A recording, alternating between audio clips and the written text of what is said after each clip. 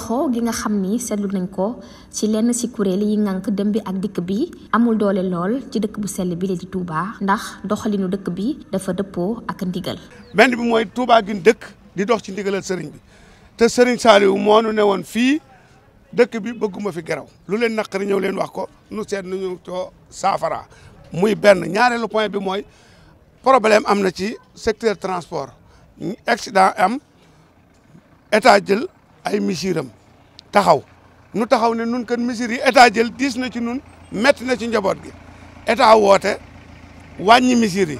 ñu ne gannaaw wàññi na misir yi nun duñu geraw. banque yoxo gi nga xam ne lenn ci ay chauffeur def nañu ko terewul ba yeneen chauffeur si di wéyal seenub liggéey. li nu teg ku nekk xam na ni metti na trop metti na lool ba fa metti ba fa metti yam waaw transport dañoo war transport Macky Sall dañoo war a siggi boole nu ci ndax bu dul ñun dara du dox. yàlla sax lépp mooy lépp yàllaa ko yor sax waaye nag lii nii dafa metti trop ñi ngi ci ginnaaw Alassane Ndoye nag. ñu ngi ci ginnaawam ñu ngi koy déglu lu mu nu wax rek ànd nañ ci ak moom. ñenn ci ñu yor dem bi ak dikk bi jàpp nañ ni dogal yi nga xam ne nguuru Sénégal jël na ko narut lu dul yokk li nga xam ne moom mooy jéeya yi. ne ci tali bi ay nit lañu ay droit lañ leen jox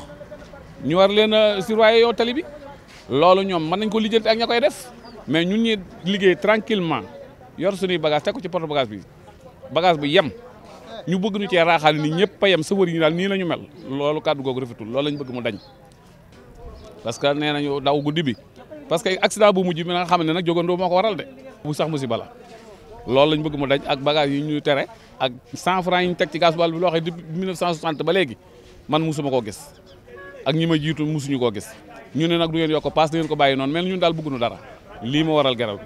dogal yu teeng yi nga xam ni gouvernement bu Sénégal jël nañ ko muy toll ci ñaax fukk ak ñaax ci ay dogal tax na ba ñi nga xam ne ñoom ñooy naataango Alassane Ndoye yi daal di banque seeni yoxo ba dem ak dikk daal di dakk ñu dox ko ci àllarba bi te àpp bi xamaguñu ko fii ci Touba nag banque yoxo gi ñeel dem ak dikk bi amu fi doole lool.